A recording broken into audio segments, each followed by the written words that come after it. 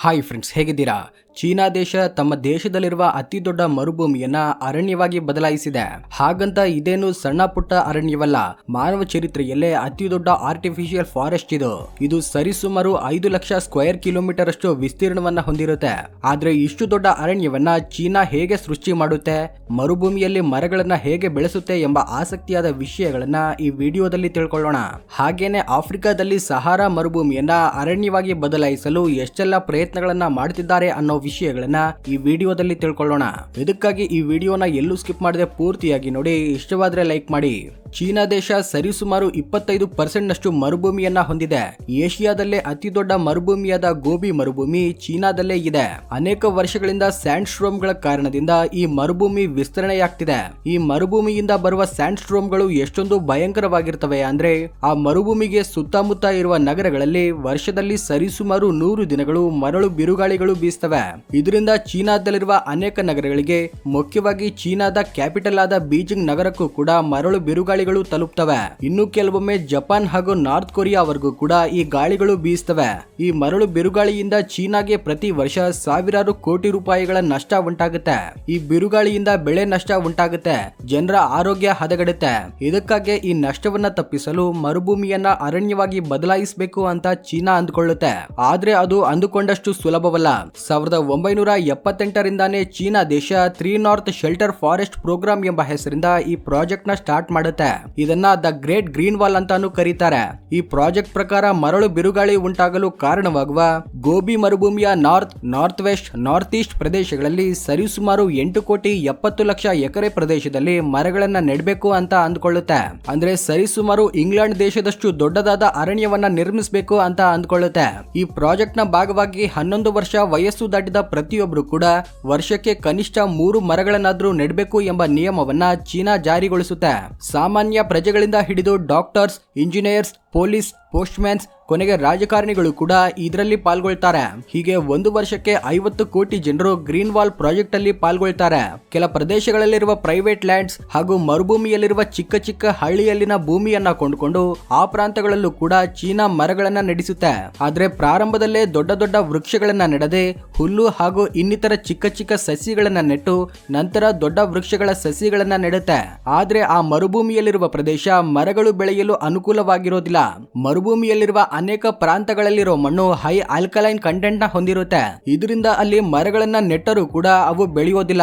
ಒಂದ್ ವೇಳೆ ಬೆಳೆದ್ರೂ ಕೂಡ ಬೇಗ ಸತ್ತು ಹೋಗ್ತವೆ. ಇದರಿಂದಾನೇ ಮರಗಳು ಬೆಳೆಯದ ಪ್ರದೇಶದಲ್ಲಿ ಹಾಗೂ ಪರ್ವತ ಪ್ರದೇಶಗಳಲ್ಲಿ ಒಳ್ಳೆಯ ಮಣ್ಣನ್ನ ಸ್ಪ್ರೇ ಮಾಡಿಸುತ್ತೆ. ಹೀಗೆ ಸ್ಪ್ರೇ ಮಾಡಿದ ಮಣ್ಣಲ್ಲಿ ಸೀಡ್ಸ್, ಆರ್ಗಾನಿಕ್ ಮ್ಯಾಟರ್ ಹಾಗೂ ಸೆಲ್ಯುಲಸ್ ಇರ್ತವೆ. ಇವು ಆ ಪ್ರದೇಶವನ್ನ ಕೆಲ ದಿನಗಳ ನಂತರ ಮರಗಳು ಬೆಳೆಯುವ ವಾತಾವರಣವಾಗಿ ಬದಲಾಯಿಸ್ತವೆ. ಅದೇ ರೀತಿಯಾಗಿ ಆ ಪ್ರದೇಶದಲ್ಲಿ ಚಿಕ್ಕ ಚಿಕ್ಕ ಗಿಡಗಳು ಬೆಳೆದು ಹಸುರಾಗುವಂತೆ ಮಾಡುತ್ತೆ. ನಮ್ಗೆಲ್ರಿಗೂ ಗೊತ್ತಿರುವಂತೆ ಮರುಭೂಮಿಯಲ್ಲಿ ನೀರಿನ ಸಮಸ್ಯೆ ತುಂಬಾ ಹೆಚ್ಚಾಗಿರುತ್ತೆ. ಗೋಬಿ ಮರುಭೂಮಿಯಲ್ಲಿ ನದಿಗಳು, ಸರೋವರಗಳು ಇರೋದಿಲ್ಲ. ಇಷ್ಟೇ ಅಲ್ಲದೆ ಮರುಭೂಮಿ ಪ್ರದೇಶದಲ್ಲಿ ತುಂಬಾ ಕಡಿಮೆ ಅಂತರ್ಜಾಲದ ನೀರಿರುತ್ತೆ. ಸಸಿಗಳಿಗೆ ತಪ್ಪದೆ ನೀರು ಬೇಕೇ ಬೇಕು. ಇದಕ್ಕೋಸ್ಕರನೇ ಕತ್ತೆಗಳಿಂದ ನೀರನ್ನ ತರಿಸಿ ಹಾಗೂ ಕೆಲವೊಂದು ಟ್ರಾನ್ಸ್ಪೋರ್ಟೇಷನ್ ವೆಹಿಕಲ್ಸ್ ಮುಖಾಂತರ ನೀರನ್ನ ತರಿಸುತ್ತೆ. ಹಾಗೇನೆ ಅಂತರ್ಜಲವಿರುವ ಕಡೆ ಬೋರ್ ಹಾಕಿಸಿ ಆ ಬೋರ್ ಮುಖಾಂತರ ಬರುವ ನೀರನ್ನ ವಾಲಂಟಿಯರ್ಸ್ ಮುಖಾಂತರ ಸಸಿಗಳಿಗೆ ಹಾಕ್ಸುತ್ತೆ. ಆದ್ರೆ ಇಲ್ಲಿ ಚೀನಾ ಮಾಡಿದ ಒಂದು ತಪ್ಪು ಏನೆಂದ್ರೆ, ಅರಣ್ಯವನ್ನ ನಿರ್ಮಿಸಲು ಕೇವಲ 6ರಿಂದ 10 ಬಗೆಯ ಮರಗಳನ್ನ ಮಾತ್ರ ಆಯ್ಕೆ ಮಾಡಿಕೊಳ್ಳುತ್ತೆ. ಯಾಕಂದ್ರೆ ಆ ಮರಗಳು ತುಂಬಾ ವೇಗವಾಗಿ ಬೆಳೀತವೆ. ಆದ್ರೆ ಅವುಗಳಲ್ಲಿರೋ 2-3 ಗಿಡಗಳು ಬೆಳಿಬೇಕು ಅಂದ್ರೆ ಹೆಚ್ಚಾಗಿ ನೀರು ಬೇಕು. ಇನ್ನು ಕೆಲವೊಂದು ಮರಗಳು ಕೇವಲ ತಣ್ಣನೆಯ ಪ್ರದೇಶದಲ್ಲಿ ಮಾತ್ರ ಬೆಳೀತವೆ, ಇಲ್ಲದಿದ್ರೆ ಅವು ಬೇಗ ಸತ್ತು ಹೋಗ್ತವೆ. ಹೀಗೆ 1990ರಲ್ಲಿ ಅನೇಕ ಮರಗಳಿಗೆ ಬೇಕಾದಷ್ಟು ನೀರು ಸಿಗದೆ ಹಾಗೂ ತಣ್ಣನೆಯ ವಾತಾವರಣ ಇಲ್ಲದೆ ಇದ್ದರಿಂದ ಅನೇಕ ಮರಗಳು ಸತ್ತು ಹೋಗ್ತವೆ. ಹಾಗೇನೆ ಕೆಲ ಪ್ರಾಂತಗಳಲ್ಲಿ ಒಂದೇ ವಿಧವಾದ ಮರಗಳನ್ನ ಸಾಲಾಗಿ ಪಕ್ಕದಲ್ಲೇ ನಾಟಿದ್ದರಿಂದ ಅವುಗಳಲ್ಲಿ ಕೆಲ ಮರಗಳಿಗೆ ಡಿಸೀಸ್ ಬಂದು ಅದು ಎಲ್ಲಾ ಮರಗಳಿಗೂ ಹರಡಿಕೊಳ್ಳುತ್ತೆ. ಇದರಿಂದ ಸರಿಸುಮಾರು 10 ಲಕ್ಷದಷ್ಟು ಇನ್ಫೆಕ್ಟ್ ಆದ ಮರಗಳನ್ನ ಕಡಿದು ಹಾಕ್ತಾರೆ. ಹೀಗೆ ಅನೇಕ ಅಡೆತಡೆಗಳನ್ನ ಎದುರಿಸಿ ವರ್ಷಕ್ಕೆ 2400 ಸ್ಕ್ವೇರ್ ಕಿಲೋಮೀಟರ್ ಪ್ರದೇಶವನ್ನ ಮರುಭೂಮಿಯಿಂದ ಅರಣ್ಯವಾಗಿ ಬದಲಾಯಿಸುತ್ತೆ. ಈ ರೀತಿ ಕೇವಲ ಮರುಭೂಮಿಯಲ್ಲೊಂದೇ ಅಲ್ಲದೆ ಚೀನಾದಲ್ಲಿನ 170 ನಗರಗಳಲ್ಲಿ ಫಾರೆಸ್ಟ್ ಸಿಟಿ ಕ್ಯಾಂಪೇನ್ ನ ಏರ್ಪಡಿಸುತ್ತೆ. ಇದರ ಉದ್ದೇಶ ಒಂದೇ, ಅದೇನೆಂದ್ರೆ ಅರ್ಬನ್ ಸಿಟಿಯನ್ನ ಹಸುರಾಗಿ ಅರಣ್ಯವಾಗಿ ಮಾರ್ಪಡಿಸೋದು. ಹೀಗೆ ಪ್ರತಿಯೊಂದು ಸಿಟಿಯಲ್ಲಿ 34,000 ಎಕರೆ ಪ್ರದೇಶದಲ್ಲಿ ಗಿಡಗಳನ್ನ ನೆಡ್ತಾರೆ. ಇದರಿಂದ ಅನೇಕ ನಗರಗಳು ಹಾಗೂ ಹೊರ ಪ್ರದೇಶಗಳು ಹಸುರಾಗಿ ಬದಲಾಗ್ತವೆ. 1978ರಿಂದ ಈಗಿನವರೆಗೂ ಚೀನಾ ದೇಶ 6,600 ಕೋಟಿ ಮರಗಳನ್ನ ನೆಟ್ಟಿದೆ.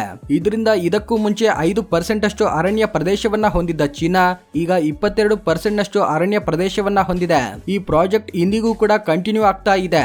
ಈ ರೀತಿ 2025ಕ್ಕೆಲ್ಲ ಒಟ್ಟು 10,000 ಕೋಟಿ ಮರಗಳನ್ನ ನೆಟ್ಟು ದೇಶದಲ್ಲಿನ 30% ನಷ್ಟು ಭೂಭಾಗವನ್ನ ಅರಣ್ಯವಾಗಿ ಬದಲಾಯಿಸಬೇಕು ಎಂಬ ಗುರಿಯನ್ನ ಚೀನಾ ಹೊಂದಿದೆ. ಈ ಸ್ಯಾಟಲೈಟ್ ಇಮೇಜಸ್ ಮುಖಾಂತರ ಚೀನಾದ ಭೂಭಾಗ ಹಿಂದೆ ಹೇಗಿದ್ದವು ಈಗ ಹೇಗಿದೆ ಅನ್ನೋದನ್ನ ನೀವಿಲ್ಲಿ ನೋಡಬಹುದು. ಈ ಮುಖಾಂತರ ಗ್ರೀನ್ ವಾಲ್ ಪ್ರಾಜೆಕ್ಟ್ ಇಂದ world's largest man made forest ನ ಚೀನಾ ನಿರ್ಮಿಸುತ್ತೆ. Africa's great green wall. ಪ್ರಪಂಚದಲ್ಲೇ ಅತಿ ದೊಡ್ಡ ಮರುಭೂಮಿ ಸಹಾರಾ ಮರುಭೂಮಿ. ಇದು ಆಫ್ರಿಕಾಗೆ ಉತ್ತರ ಭಾಗದಲ್ಲಿರುತ್ತೆ.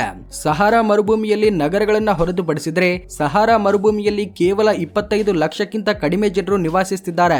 ಈ ಸಹಾರಾ ಮರುಭೂಮಿ ಕಾಲದ ಜೊತೆಗೆ ಸಹಾರಾ ಕೆಳಗಡೆ ಇರುವ ಸಾಹೆಲ್ ಪ್ರದೇಶಕ್ಕೆ ವಿಸ್ತರಿಸುತ್ತಿದೆ. ಆದ್ರೆ ಸಾಹೆಲ್ ಪ್ರಾಂತದಲ್ಲಿ ಪ್ರತಿ 30 ವರ್ಷಕ್ಕೆ ಜನಸಂಖ್ಯೆ ಡಬಲ್ ಆಗುತ್ತೆ. ಆದ್ರೆ ಅಲ್ಲಿ ದುಡಿದು ತಿನ್ನಲು ಯಾವುದೇ ಕೆಲಸಗಳು ಸಿಗೋದಿಲ್ಲ. ಸಾಹೆಲ್ ಅನ್ನೋದು ಮಳೆಯೇ ಬೀಳದ ಬರಡು ಭೂಮಿ. Education, health, quality of life ಹೀಗೆ ಎಲ್ಲಾನು ತುಂಬಾ ಕಷ್ಟವಾಗಿರುತ್ತೆ. ಅಲ್ಲಿ ಫುಡ್ ಪ್ರೊಡಕ್ಷನ್ ಕೂಡ ಕಡಿಮೆ ಇರುತ್ತೆ. ಇದಕ್ಕಾಗಿ ಹಸಿವಿನಿಂದ ಸಾಯುವವರ ಸಂಖ್ಯೆ ಕೂಡ ಹೆಚ್ಚು.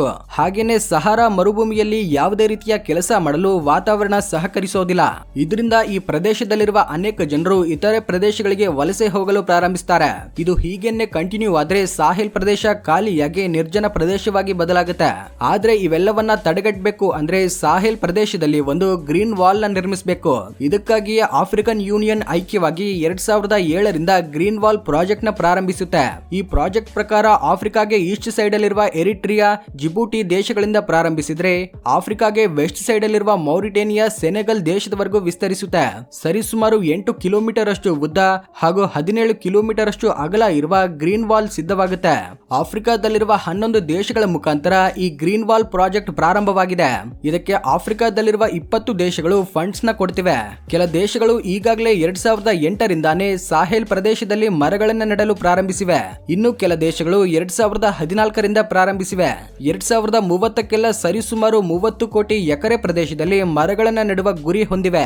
ವಿಧವಾದ ಟೆಕ್ನಿಕ್ಸ್ ಮುಖಾಂತರ ಈಗಾಗಲೇ ಆ ಪ್ರದೇಶಗಳಲ್ಲಿ ಮರಗಳನ್ನು ನೆಡುತ್ತಿದ್ದಾರೆ. ಈ ಪ್ರದೇಶದಲ್ಲಿ ಈಗಿನವರೆಗೂ ಕೇವಲ 15% ನಷ್ಟು ಮಾತ್ರ ಗ್ರೀನ್ ವಾಲ್ ಕಂಪ್ಲೀಟ್ ಆಗಿದೆ. ಇವರು ಕೂಡ ಚೀನಾ ಪದ್ಧತಿ ಪ್ರಕಾರ ಬೋರ್ವೆಲ್ ಹಾಗೂ ಟ್ರಾನ್ಸ್ಪೋರ್ಟೇಷನ್ ವೆಹಿಕಲ್ಸ್ ಮುಖಾಂತರ ಮರಗಳಿಗೆ ನೀರನ್ನ ಹಾಕುತ್ತಿದ್ದಾರೆ.